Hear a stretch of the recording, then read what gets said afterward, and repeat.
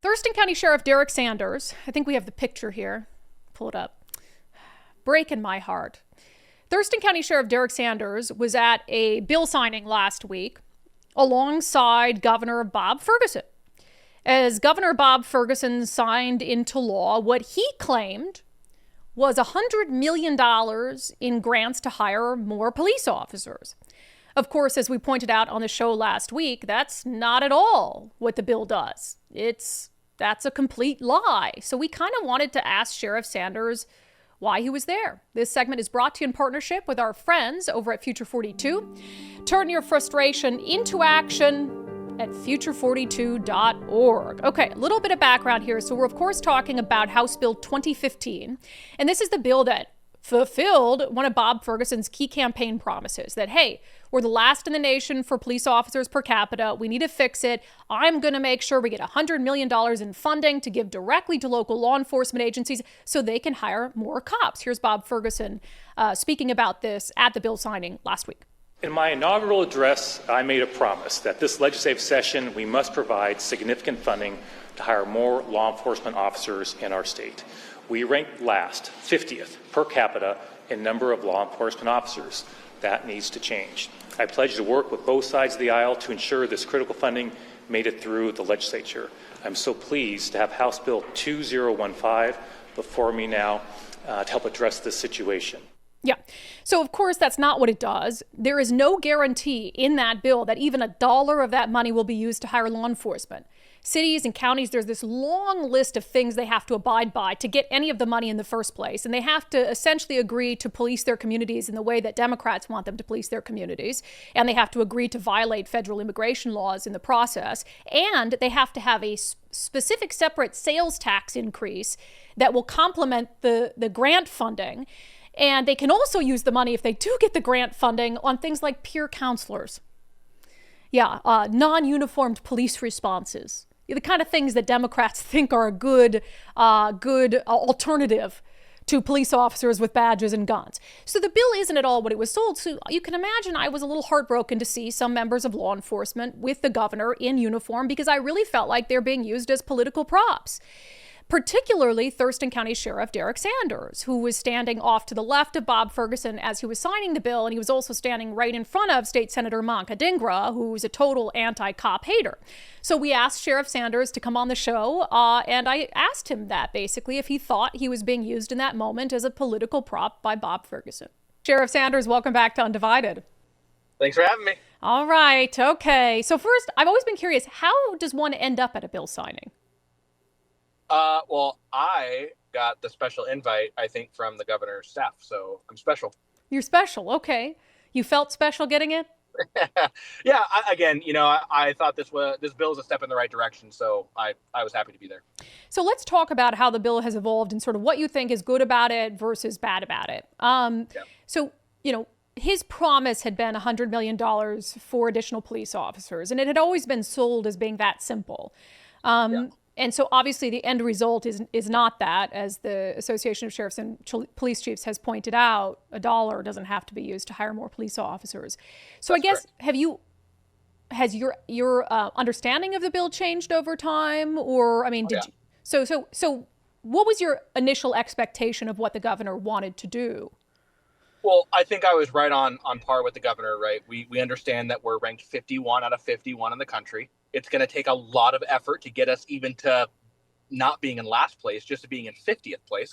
But with that being said, my initial understanding was like, hey, we're going to get a $100 million grant to hire more FTEs for law enforcement officers. I knew there were going to be stipulations, and I knew there were going to be pieces in there that were both beneficial to, state government and law enforcement agencies about having model policies and things like that. So that was my initial, I think, dream for the bill, if you will.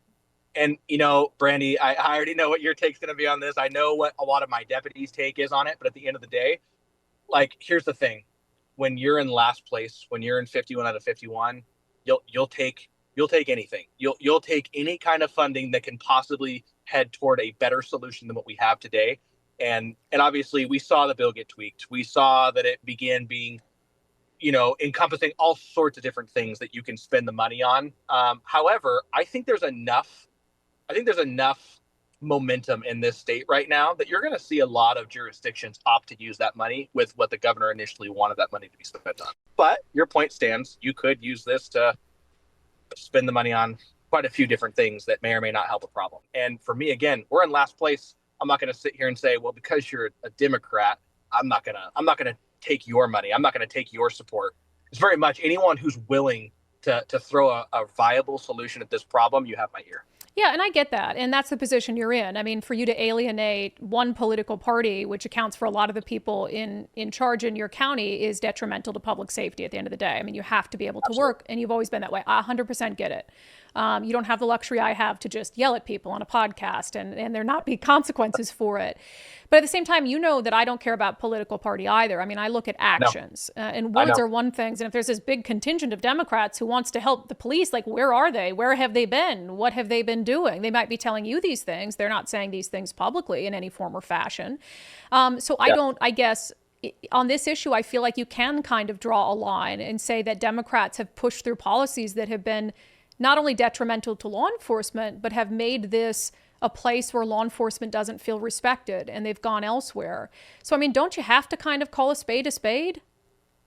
Yeah, absolutely. And I'm not saying that there aren't people in those parties who are saying those things. And I have my own opinions of that, right? I clearly disagree, like, inherently with every bone in my being. I just wanted to also acknowledge that, you know what, like, here in Thurston County, especially at the local level, a lot of Democrats are like, how can we help? They endorse the public safety tax that, quite frankly, has done more than the state has done in 30 years here locally in Thurston County. I mean, we passed the public safety tax with overwhelming Democrat support in Thurston County. And the primary source of that funding is going directly to the sheriff's office. Yeah. Not to peer counselors, not to public defense or prosecution. It's to put more deputies on the road. So I just have a hard time sometimes of like, well, this party thinks this way. I mean, here locally, I've found a lot of support from people on both sides of the aisle. So my whole thing is like, I'm going to continue to rally that support and try to make the best sheriff's office possible. That's my focus at the local level. Yeah, I can appreciate that. I just disagree. I need to see more. I also hear from some Democrats behind the scenes who, have said, opposed to the police pursuit law and all of that stuff. But it's like, okay, well, don't say it to me, go and say it on the floor of the House or the Senate as these things are going for a vote, and then I'll believe you. The other element of this, of course, as you mentioned, is some of the training requirements and some of the sort of attestations that you have to do to be able to get these funds. One of them being, you're going to violate, in my opinion, federal law by not, helping immigration enforcement, which is already the law here. So that's sort of a non-issue. But some of these things aren't even mandated in state law. It's like best practices per the Attorney General's office or the Criminal Justice Training Commission. So I guess what's the motivation there for making you attest to you're going to follow all these things to get this money? Well, I think it's part of the stipulation. You're right. And Brandi, there are people in our community who don't trust us. And that breaks my heart. Because I want the trust of everybody. I want people to feel comfortable calling 911 and knowing that someone competent who's caring, compassionate, but can also take care of business is going to show up.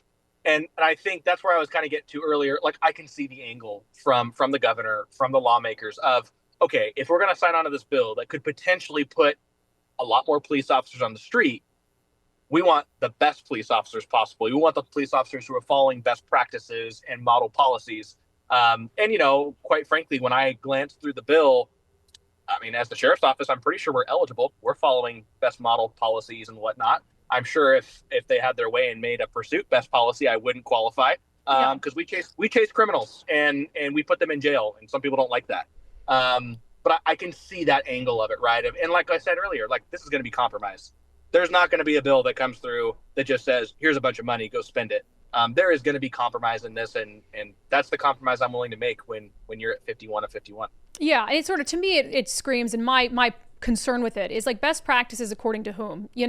According to the party in power and according to the people who they put in charge at the Criminal Justice Training Commission. So you really have these people who, some of them, I don't believe they've taken a lot of time to understand the difficulty of the job. I mean, these are people who restricted your ability to pursue violent criminals, and they, like you said, thought that was a best practice and, used totally defunct data to try to prop up their political point. So I just don't trust them to make best practices that are actually going to keep the community safe.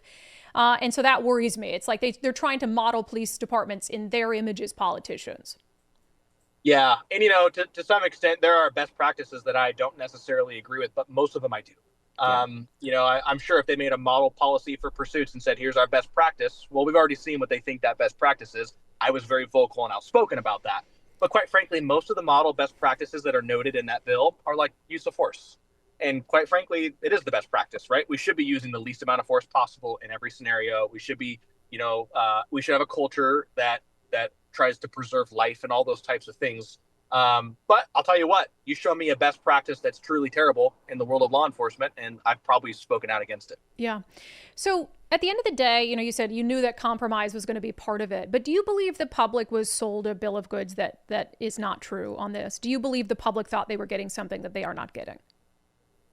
It depends on who you ask, right? I mean, I'm asking you. The thing, yeah, I would say, well, I mean, it depends on who you ask at the beginning, right? I mean, the governor obviously made a statement of what he wanted in this bill. But the governor is also one person, and, he ultimately only has so much authority too. So I don't want to put this all on him. I think that his endeavors were great. I 100% supported it. I'm like, yeah, let's do this.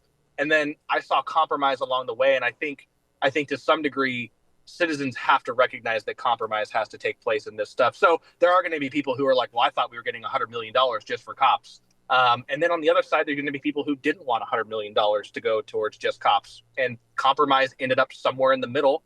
And we're going to get more cops out of this. I can tell you that people are going to spend money to get more cops for this. So yeah, there's going to be people on both sides who, as a result of compromise, aren't going to be happy. Yeah, I would feel differently about that had he stood up at this bill signing and said, look, I didn't get everything I wanted. This doesn't fulfill my campaign promise, but it changed along the way and this is better than nothing. That's not what he said, though. He basically reiterated and took like a victory lap of, I'm fulfilling a campaign promise here, and made it sound like it's money for cops strictly. And that's just not what it is.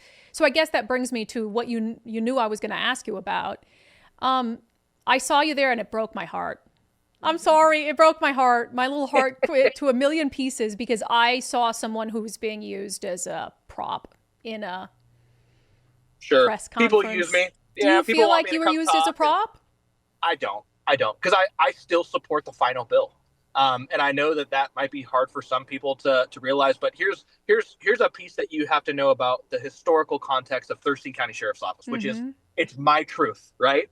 And that is that there was an administration here running the sheriff's office who refused to run a public safety sales tax. Deputies were asking all the time. I was asking all the time, like, listen, most counties have a public safety sales tax to fund an adequate number of law enforcement officers. We don't. It's no secret why we're in second to worst place in the state when it comes to staffing at the sheriff's office. And when I got into office, what I found out is that there was this sentiment of all or nothing, that all of the funding from this sales tax is going to go towards sheriff's deputies, or we're not going to run it. And I could not disagree more.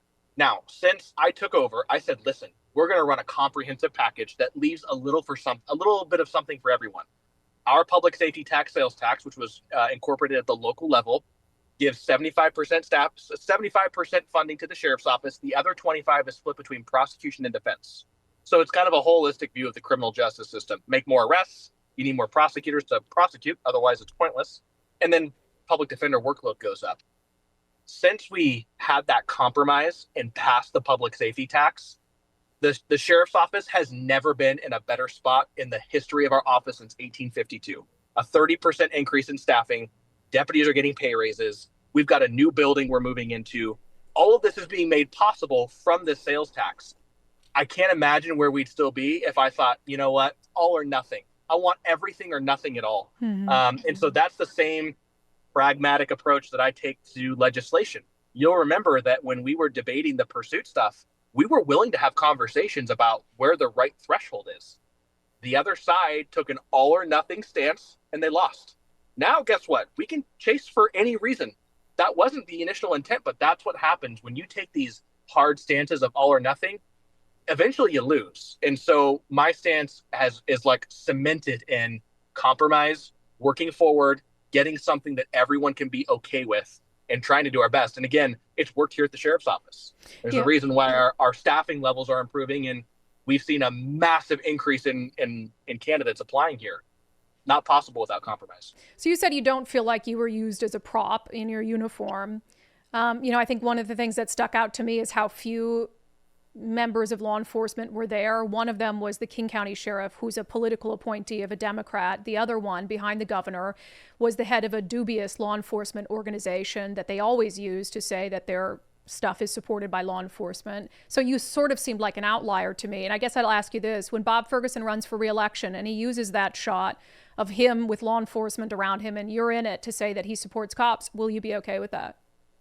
It'll depend, because we don't know what the actual results of this bill are going to be, right? I mean, to be fair, what happens if 75% of the organizations who receive this money put more deputies and police officers and whatnot on the road? Yeah. Like, then I think we've found that it was a success. I think there's a big draw to that right now, regardless of political outliers who say, no new cops, ACAP, whatever.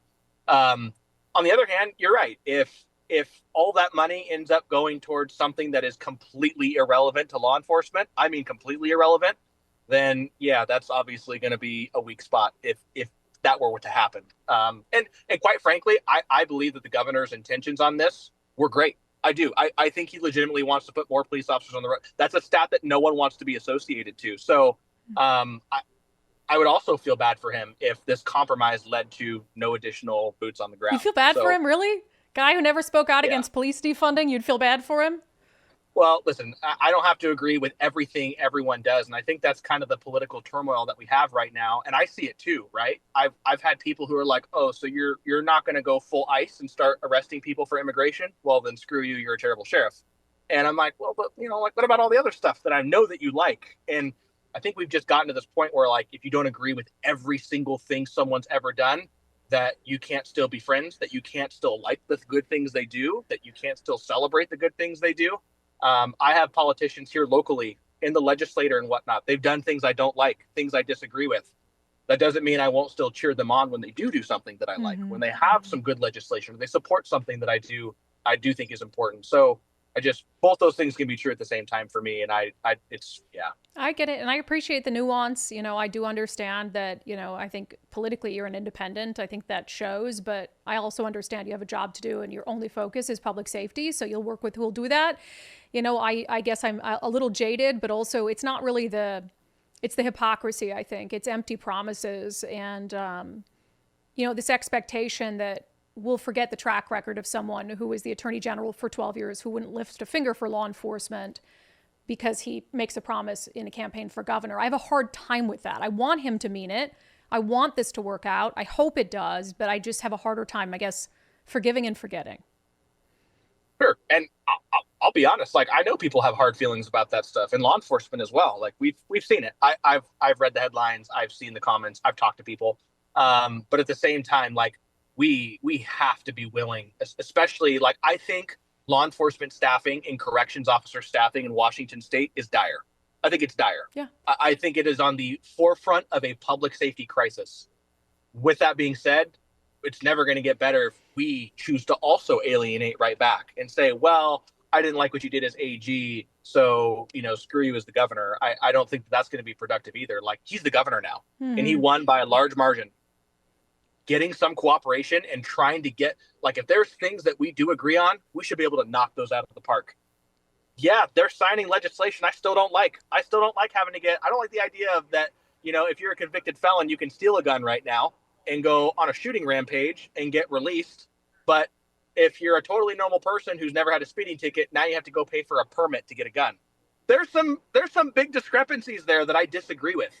But at the same time, there's also other areas where those same people who voted on those things and put those into office, if they want to work with me on public safety staffing, I will drop everything and be at your doorstep tomorrow to figure out how we solve the things we do agree on. Yeah, I get it. And I think it's what makes you a good sheriff. I might not like it, but we don't have the same job. So Sheriff Sanders, thanks for being here. Thanks. Appreciate you, Brandi. Yeah, we do appreciate him taking the time to come on. Harsh to say I think he was used as a political prop? Maybe. I also understand that if you in this state want to get something, you have to get it from Democrats because they're the only ones in a position to give it to you. So I know a lot of you wanted us to talk to Sheriff Sanders about why he was there for that bill signing for Bob Ferguson. So you ask, and we shall deliver. That segment was brought to you in partnership with our friends at Future 42. Turn your frustration into action at future42.org. Make sure you sign up for their newsletter to be alerted to opportunities to make your voice heard.